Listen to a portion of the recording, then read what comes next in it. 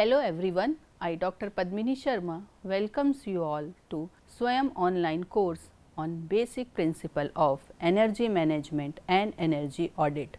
In the previous lecture, we have discussed the different key environment issue which include acid rain formation, ozone layer depletion and global warming reason.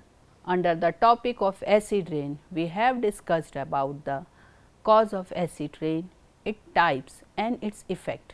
In the topic of ozone layer, we covered chemistry of ozone layer depletion and its effect to the environment. Then next we focused our discussion about reason of global warming, which covered effect of enhanced greenhouse effect and the detailed discussion about the different sources of responsible greenhouse gases. Now coming to the today lecture, in this we are going to learn impact of global warming in climate change. Our discussion will start from global warming potential and then we will discuss the greenhouse gas emission scenario in global as well as India's level. Then we will be going to focus our discussion to key impact of climate change. Now start our lecture with global warming potential. In the previous class, we discussed the name of responsible gases for enhanced greenhouse effect and their sources. These are carbon dioxide, sulfur hexafluoride, methane, nitrous oxide and ozone as well as chlorofluorocarbon. These greenhouse gases vary in their properties, including how long they remain in the atmosphere and their ability to trap heat. Some of these gases like sulfur hexafluoride can remain in the atmosphere for thousands of years after their initial emission.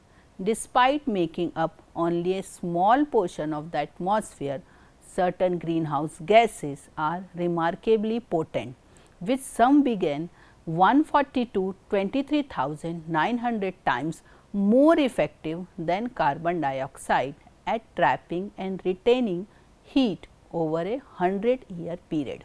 This heat trapping capability making some significant contributor to global warming. To measure the specific impact of these greenhouse gases, they are evaluated using a metric known as global warming potential. Global warming potential measures the ratio of global warming or radiative forcing caused by 1 unit of particular greenhouse gas compared to 1 unit mass of CO2 all over a specified period. It is often used to assess the relative impacts of different greenhouse gases on climate change. The concept of GWP helps policymakers and scientists to understand and compare the climate impact of various gases. Carbon dioxide is the reference as the GWP of 1 over a 100-time horizon. Other greenhouse gases such as methane and nitrous oxide have higher GWP value because they are more effective at trapping heat in the atmosphere over a shorter period. For example, methane has a GWP of 23 and carbon dioxide has a GWP of 1. This means that methane is 23 times more powerful than CO2 as a greenhouse gas. The calculation of GWP is divided into 4 steps. First one is the selection of reference gases. The first step is to choose a reference gas against which other greenhouse gases will be compared. Greenhouse gas is typically used as the reference gas and is assigned a GWP 1. This means that all other gases will be evaluated in terms of their heat trapping potential relative to CO2 over the chosen time horizon. Then second one is determine the time horizon. Decide on the time period for which we want to calculate GWP. The most common time horizon is 100 years, but the time frames such as 20 years or 500 years can also be used depending on the application and policy goals. Next, the estimate the radiative forcing. Radiative forcing is a measure of the change in the earth energy balance due to presence of greenhouse gas. It quantifies how much heat the gas can trap in atmosphere. To calculate the radiative forcing, we need to consider factors such as gas absorption and emission of infrared radiation, its concentration in the atmosphere as well as its atmospheric lifetime. Last step is compare to CO2. Compare the radiative forcing of the greenhouse gas of interest to the radiative forcing of carbon dioxide over the chosen time horizon.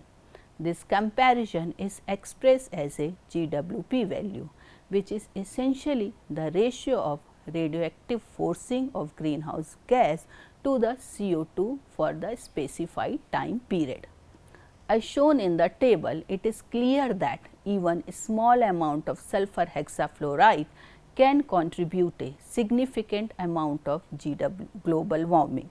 Even though methane has much higher GWP than CO2, it is present in the atmosphere in much smaller quantity.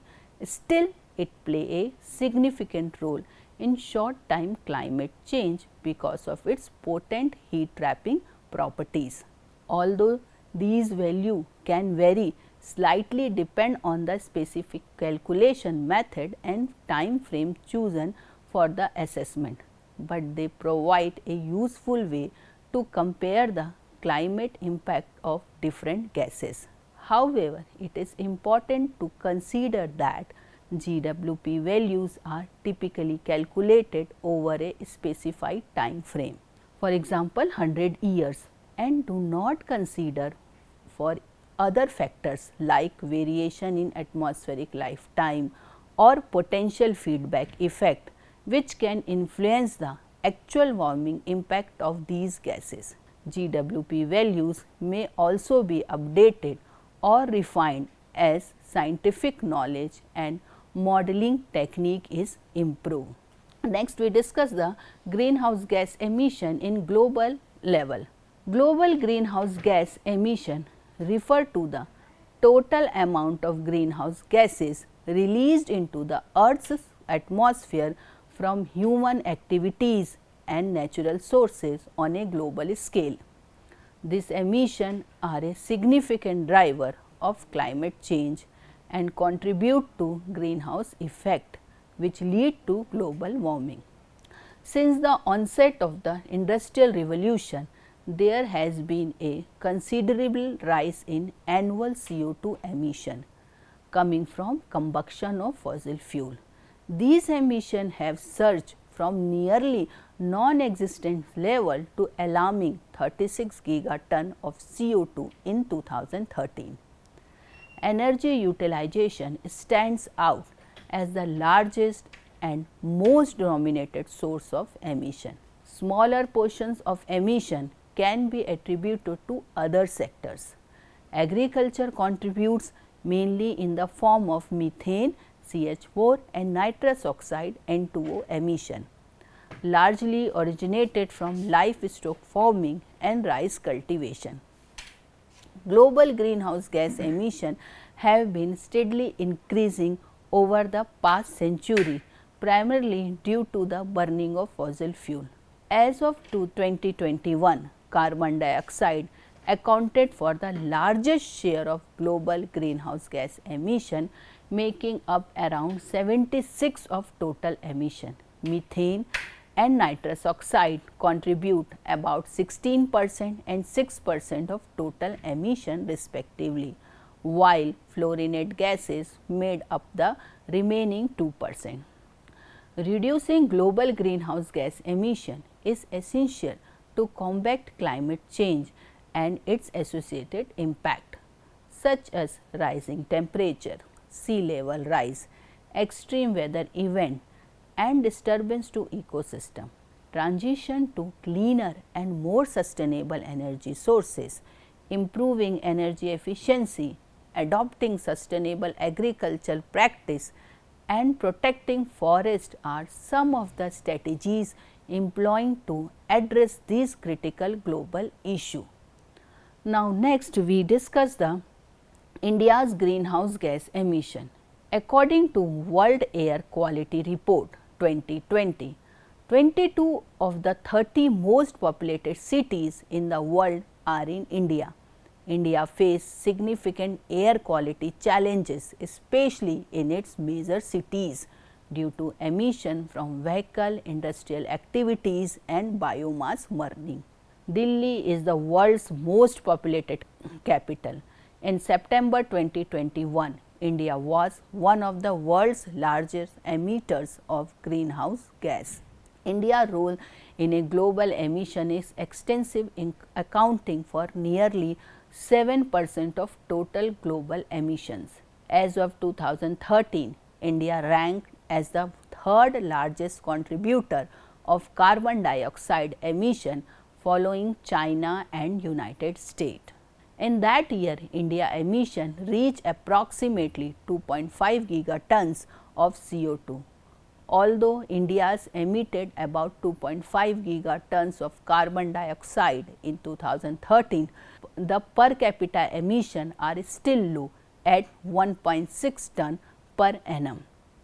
India ranked 7 on the list of countries most affected due to extreme weather events. In India, energy sector contributes highest emission 44%, followed by the manufacturing and construction sector 18%, agriculture, forestry and land use sector 14%, with remaining being shared by the transport, industrial process and waste sectors.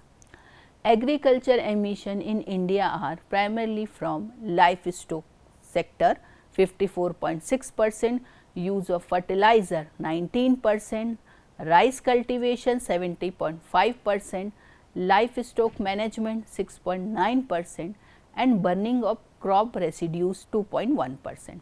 Actually, share of agriculture in total emission has gradually declined from 28% 1994 to 14% 2016. Next is the impact of global warming in climate change. Global warming driven primarily by human activities such as burning of fossil fuels, deforestation and industrial process has profound and far-reaching effect on earth climates. Global warming is significant driver of climate change and its impact has been observed around the world. Climate change encompasses a broader range of changes beyond just temperature.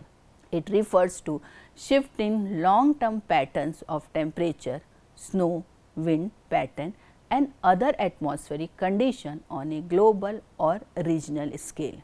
Global warming and climate change have wide-ranging and profound impacts on the earth environment, ecosystem and societies. There is a substantial evidence indicating that the primary cause of warming observed in the past 5 decades is human activities. Climate models project a potential increase of approximately 6 degrees Celsius in global temperatures by the year 2100. The significant consequence of these global warming and climate change include: first one is increasing ocean temperature and rising sea levels, then snow and ice melting. Third is altered rainfall patterns, extreme weather events, more severe heat waves, decreasing freshwater supply, food shortages, increased diseases, loss of biodiversity, economic consequence, social and political instability. Now, we will discuss one by one each impact, starting with increasing ocean temperature and rising sea levels. Global warming is making the ocean waters warmer and this is causing the sea level to go up. In the 20th century, the sea levels go to about 20 centimeters or about 8 inches. This happened because when water gets warmer, it expands, taking up more space, and this pushes up the sea level.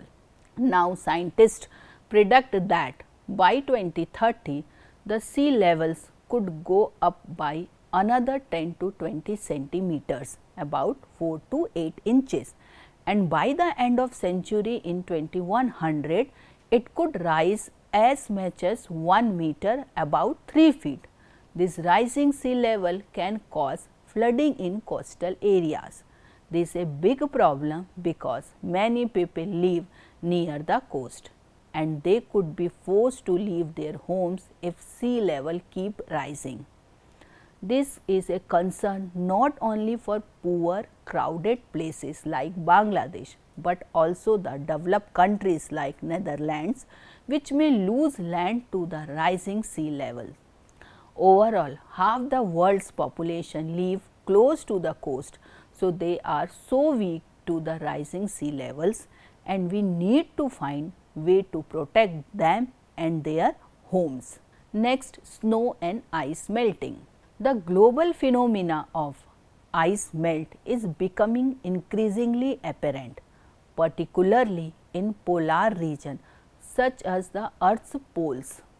This includes various ice body, mountain glaciers, expansive ice sheets covering regional like West Antarctica and Greenland. The melting of snow and ice contributes to rising sea level. Furthermore, melting ice caps will disturb the ocean ecosystem. The process of melting ice cap are several harmful effects. Firstly, the inflow of fresh water from the melting ice caps can alter the saltiness of the oceans, disturbing marine ecosystem and potentially causing imbalance in ocean currents. These currents play a crucial role in regulating global temperatures, potentially leading to disturbance in Earth's climate pattern. Another important aspect of ice melt is the loss of cooling properties which inherent in the reflective white ice caps. These ice caps traditionally reflect the heat back into the space, serving as a natural cooling mechanism for the planet. As this ice cap drop, the Earth faces the challenge of further warming. Over the past 150 years, the majority of mountain glaciers monitored have been shrinking. Many glaciers at lower altitudes are now disappearing, and scientists predict that the majority of glaciers will be gone by 2100. As glaciers continue to shrink, summer water flows will drop sharply, upsetting an important source of water for irrigation and power in many areas that depend on mountain waters. Monitoring of Himalaya glacier revealed that some regions within the mountain chain have experienced glacier recession, although this phenomena is not consistent across the entire Himalaya region. Third effect is altered rainfall pattern. Shift in precipitation patterns would undergo changes resulting in divergent. Some places might get a lot more rain, while others might suffer from worse drought. High temperatures would enable increased evaporation of water from the ground and vegetation on warmer days, contributing to increased cloud formation and precipitation. Alteration in rainfall distribution have been detected across India. A trend of increasing rainfall has been found along the west coast, northern Andhra Pradesh, while decreasing monsoon rainfall trend has been observed over northeastern India and some part of Gujarat and Kerala. Next is the extreme weather events. We are seeing more and more cyclone, storms, hurricane really having floods and long lasting droughts. These are not just random things that happen by chance. Computers and climate experts are telling us that there is a clear pattern. These extreme weather events are becoming stronger and last longer.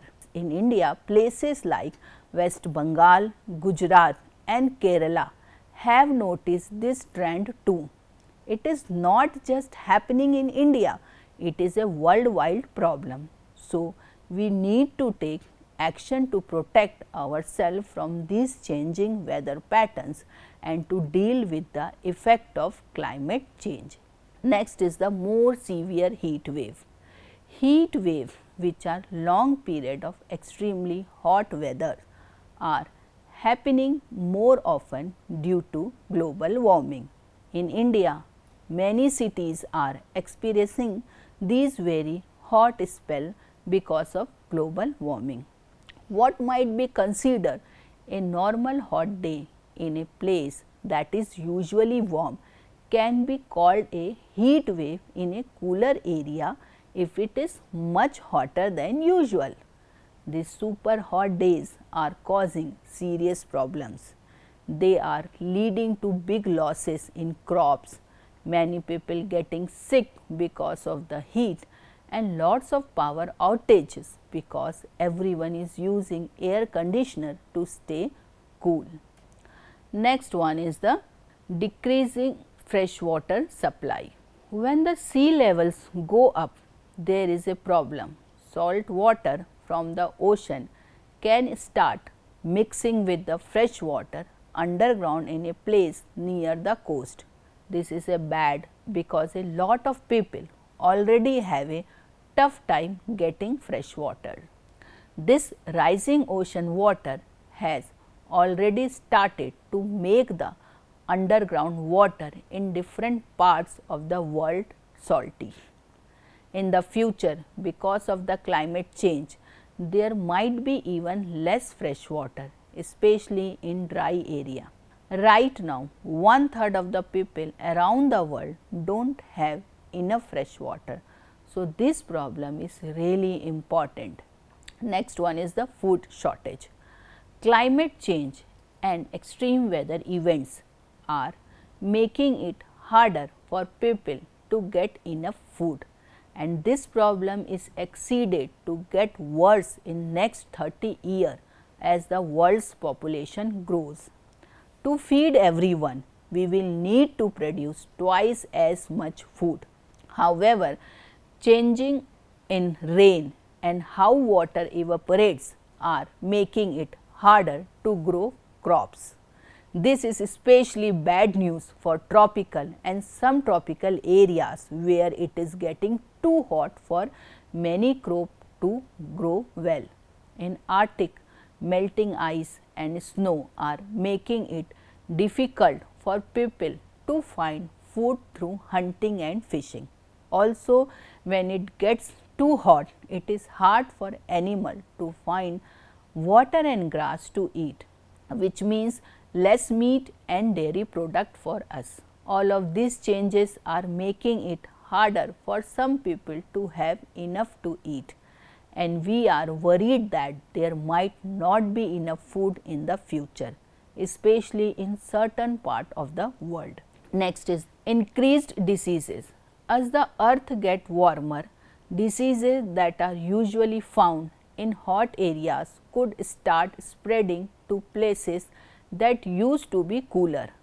Malaria is one of these diseases, and it is carried by mosquitoes.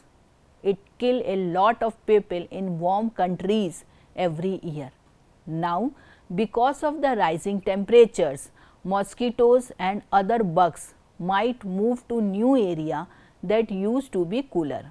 This can make diseases like malaria spread to those places too. Change in the weather are making diseases grow, and extreme weather events are causing more death. It is also making it harder for doctor and hospital to help everyone.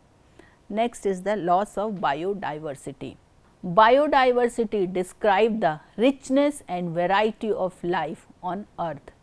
It is most complex and important features of our planet. Without biodiversity, life could not sustain. biodiversity includes the number of different organisms and the relative frequency in the ecosystem. It also reflects the organization of organisms at different levels. Loss of biodiversity means that we are losing the variety of plants, animal and other living things in the world. Due to global warming and climate, the way nature work is going to change. Animals will move to new places where it is colder and they might do really well there, but other might die out because they can't move or adopt. A lot of endangered animals like 25% of mammals and 12% of birds could disappear because of climate change. This happens because their homes like forests and wetlands are getting mashed up by the climate change. Even the ocean, which have a lot of different type of living thing, will be affected. Coral reef, which are like underground garden, are in trouble. They do not like it when the water get too warm, and it is happening because of the climate change. So, these beautiful coral reef could get really damaged.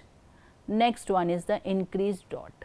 Climate change is making it harder for many places to have enough water. It is causing more dry and hot condition in area that already had water problem. This can lead two types of drought. First one is agriculture drought. This affect farm and can harm crops, making it difficult to grow food. Next one is the ecological drought. These harm natural environments like forest, wetlands, making them weaker. Drought can also cause dangerous sand and dust storms that blow tons of sand across large areas. Deserts are growing, which means there is a less land available for farming. All of these means that a lot of people are at risk of not having enough water for their daily needs. Next one is the economical consequence. It includes, first is the damage to infrastructure. More extreme weather events can damage building, roads and bridges, costing a lot to money to repair.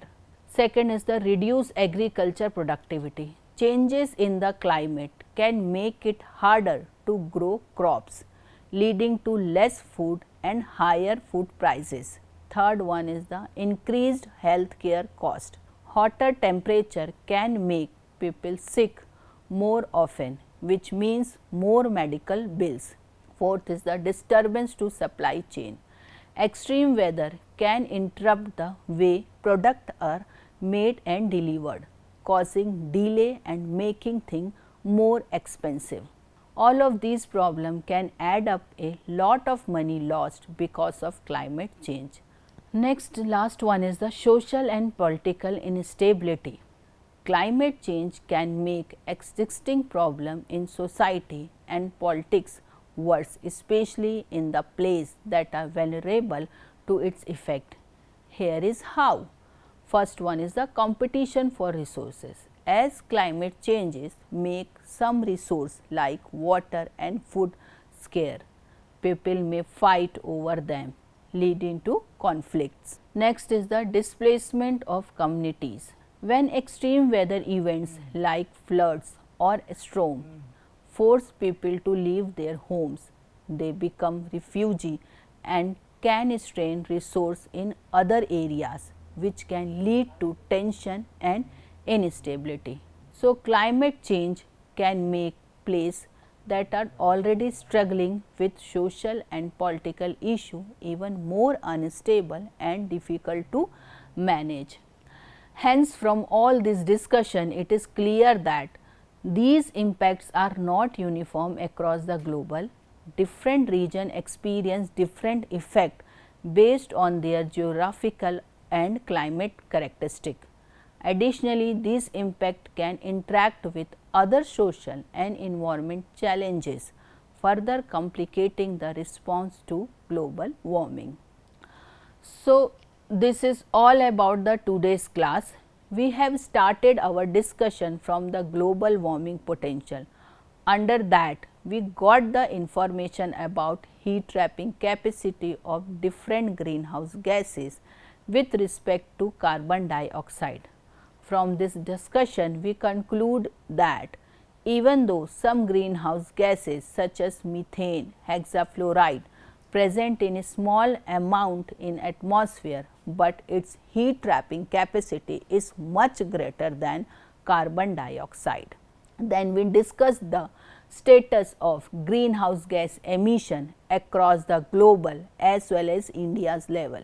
We found that energy utilization stand out as the largest and most dominated source of emission of carbon dioxide in all the worlds. India's role in global emission is extensive, accounting for nearly 7% of total global emission. As of 2013, India ranked the third largest contributor of carbon dioxide emission.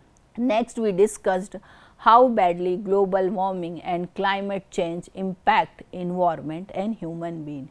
It is just disturb our biodiversity system and create shortage of food, purify water.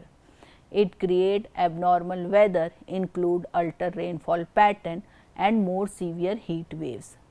So, overall it disturb our economy and create social and political instability. Addressing the issue of global warming require coordinated effort on a global scale to reduce greenhouse gas emission and adapt it to the changes that are already occurring. There are different international agreements and panel is already formed for take care of such important issue. How this panel is working and what are these the strategy, it will be covered in next classes. Thank you for your patience.